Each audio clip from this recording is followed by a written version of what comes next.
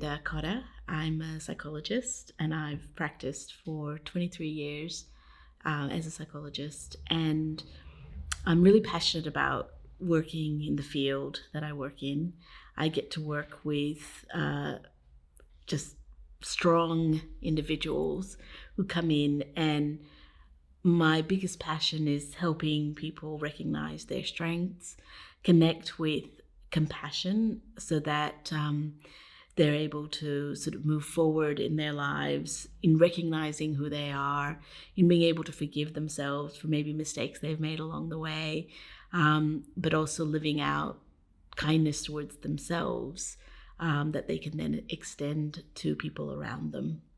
That connects very well with what I'm going to be talking about today, which is self-care and self-compassion. Self-care is a term that's often used, and we talk about it. And sometimes when we talk about a term really often, we kind of forget what it actually means. So I think it would be really important for us to delve into what self-care is. So self-care is defined by the Oxford Dictionary as the practice of taking action to preserve or improve one's own health. I especially love this definition because it focuses not only on improving one's health, but also preserving one's health. So there's these two dimensions. If you haven't started taking care of your health, you can start. But if you've already got some good practices, we want to keep that preserved or maintained.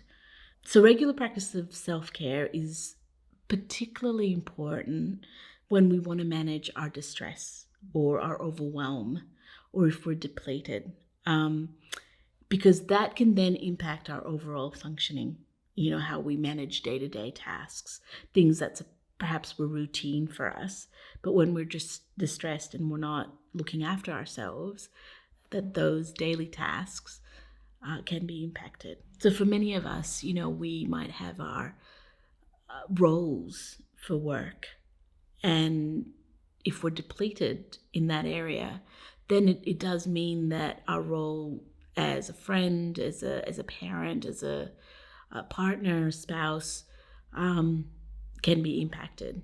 So self-care is really important. So self-care can give this idea that, we do a whole bunch of activities that we enjoy, and that's what it's about, and that it should make all the difference. Sometimes it does. It is, for some people, they engage in activities that they enjoy, that's their downtime, and that's what they need. But self-care is actually encompasses more than that. And what I want to talk about is what underlies self-care. So the attitude underlying self-care is self-compassion. So self-compassion is really important to talk about because it's an attitude that can be part of who you are, where self-care is something that we tend to do, that we engage in at particular times, whereas self-compassion is like part of your whole being. It's an attitude. It's something within your heart. Compassion towards ourselves is actually harder than it sounds. We often find it easier to be compassionate to other people, and we can do that really well. But to extend it to ourselves is actually pretty difficult for many people. So I want you to think for a moment about maybe a friend that you might catch up with. And that friend walks into your home or where you're meeting, and before they say anything, you might actually kind of get a sense that they're upset, that they're not going so well. And so I want you to think about, what is it that you see in them that you might think something's not right, or something's up with them, they're upset. The reason I'm asking you to do that is that we tune in to nonverbal cues all the time. In fact, about 70% of our communication is nonverbal. Only about 30% is verbal. So we're constantly doing that with other people. The reason I say that is it would be really important for us to be able to tune in to our own nonverbal cues, to recognize when we're upset so that we can start to implement compassion and self-care into our own lives. So as I said before, I often think of self-compassion as a way of being. It just encompasses all of you. It's how we are towards ourselves. It's not just about a set of rules or tasks that we engage in, but it becomes about who we are. So it's about being warm. It's about being nurturing. It's about being kind. I sometimes use words like gentle. So it gives an idea of the type of attitude from the heart towards yourself. And I like to think of it as a way of living. So Kristen Neff is a key figure in this area of self-compassion. And she recognizes 3 points that are important to self-compassion. These are mindfulness, self-kindness, and common humanity. And I'll briefly touch on what each of those are. So mindfulness is about being aware of our present moment. And that doesn't necessarily mean only being aware of our present moment when we're suffering or when we're depleted. It's about just being present to us where we are right in that moment. And that lack of awareness can make self-compassion harder. So awareness was a point I touched on before about noticing our nonverbal cues. So by being present in the moment, we start to connect with what goes on inside us. Physically, our thoughts, perhaps even, our language towards ourselves. And we start to become aware of what that is. And you may notice that maybe sometimes you're quite critical. At other times, you might notice that you make excuses. You start to notice after certain situations or interactions with certain people, you might notice that you have bodily reactions to those people or those situations. So being present to all of that allows you to get a lot of information about what you're reacting to. Then, common humanity. So common humanity is actually about recognizing that pain and suffering is part of the human experience. And why that's actually important is because sometimes if we're suffering or we're in pain, we're distressed, we want to fix it. We want to make it better. And we can blame ourselves that somehow it's our fault. We've done something wrong. But if we understand that it's part of the common humanity, we're normalizing that. As a human being, we're all going to experience distress. We're going to experience pain of emotions and our own suffering, whatever that may be. So this recognition is really important because it stops us from blaming or criticizing ourselves when we are in that state. And that blaming and criticism is the opposite of compassion and love towards ourselves. And kindness. So once we normalize our distress and we don't blame ourselves, then we're able to unconditionally provide acceptance and love and nurturing and kindness towards ourselves. Yeah. And it means that we can also soothe and comfort ourselves when we're distressed. It's part of kindness. And we know that research shows that being self-compassionate has a positive impact on our mental health and our well-being. So those people who are more compassionate towards themselves may have fewer struggles around feeling anxious or low mood. They may even have a better quality of life and better interpersonal relationships with others. And we know that being compassionate towards ourselves triggers the release of the hormone oxytocin, which is called the love hormone, which fits really well with the topic that we're discussing. So self-compassion, as I said before, is a way of being and a way of living. And it's present, or we want it to be present, in the way you think, the way you talk, and the way you act. So maybe you can stop for a moment and think about a situation that may have been unpleasant or distressing for you. And I want to ask you, what goes through your mind after those situations? Do you notice that you tend to go into criticism or blame or judgment? It is important to think about, because these thoughts of criticism and blame and judgment can become so automatic that sometimes we're not even aware that we actually think that way. Yeah, it can come as a bit of a surprise when you do that mindfulness we were talking about before. You go, oh, actually, I'm often being critical of myself. So I think that to build self-compassion, we need to slow down, which in itself is a form of self-care.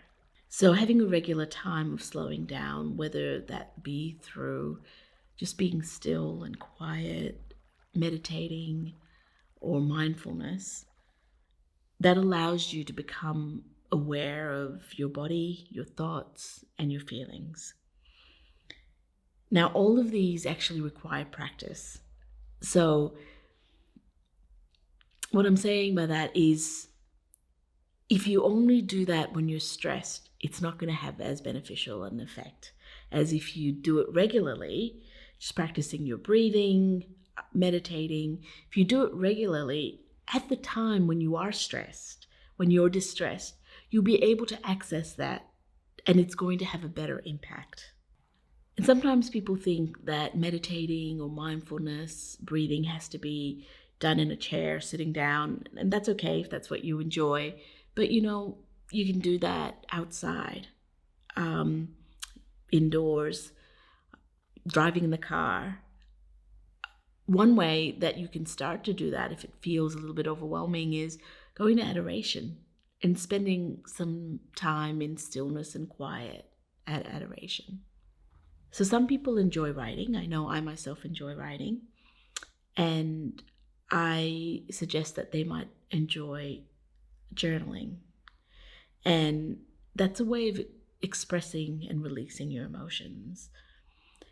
It helps you recognize your joys as well as your distress, and it allows you to bring those into your conscious awareness. Of course, if you don't enjoy writing, I wouldn't recommend journaling. So it's about doing what feels right for you, what you enjoy, what you're naturally inclined towards. Now, journaling doesn't always have to focus on negative or upsetting circumstances. So there is evidence that when we focus on our joys, on acknowledging and appreciating the positives in our life, that can have a beneficial impact on reducing our stress, increasing our optimism, and it can even change our brain. And I'm referring to the now well-known practice of expressing gratitude. You don't have to keep a separate journal to express gratitude.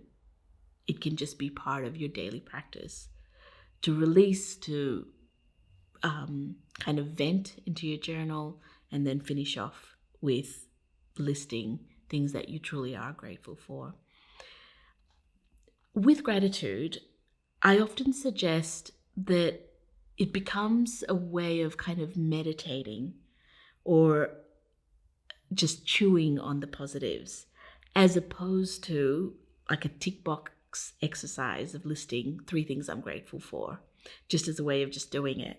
So it's something that you, again, want it to be something you feel deep in your heart, and not just the 3 things off the top of your head, but by actually sort of meditating and allowing those positives to kind of seep into your whole being, that will have a greater impact than just listing.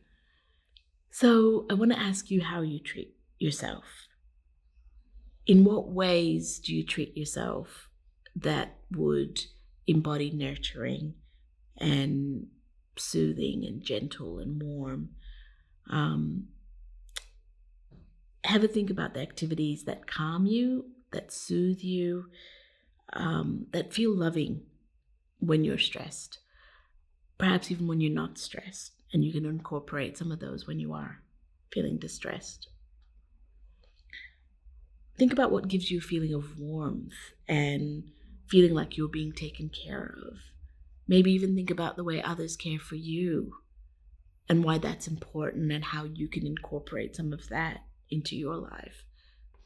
I will often say to someone, think about a person who you feel is really compassionate and loving towards you, and try and internalize that voice. So with these behaviors, they will differ for each person. So, for example, I don't gravitate towards drawing because I find myself probably quite critical of my drawing style and I don't feel that I can draw. So for me, that just wouldn't be an activity that I would go towards if I wanted to relax and wanted to feel like that gives back and fills me up. But if I think about a big armchair and a lovely mug and a blanket and a book, that evokes feelings of being cozy and being hugged. And for me, that would be one way that I can imagine loving myself and giving myself moments of that type of activity. I think it's worthwhile actually writing down the activities that you think of, because when you are stressed and distressed, you're not going to be able to remember those. So it's important to write that down somewhere in a journal or even in your phone, keeping track of some of those activities. And I often suggest to people to think of an activity for each finger so that you're not going to the same activity. You're not going to be wanting to do the same activity every single time. So it's good to have a few different ones. Additionally, I would suggest revisiting every so often what works for you. So what worked for me as a new mum is so vastly different from what works for me now, many years later. I would also suggest to take into consideration your situation, your finances, the stage that you're at. So you may love going to the beach, which you find relaxing and soothing and gives you a sense of calm. But if you're living really far from the beach and it takes an hour to get there in peak traffic, that might not be one of your 5 activities that you can access. You might save that for other times, maybe once a month, as opposed to something you can access in your week. And it's also worthwhile thinking of activities that are easy and accessible.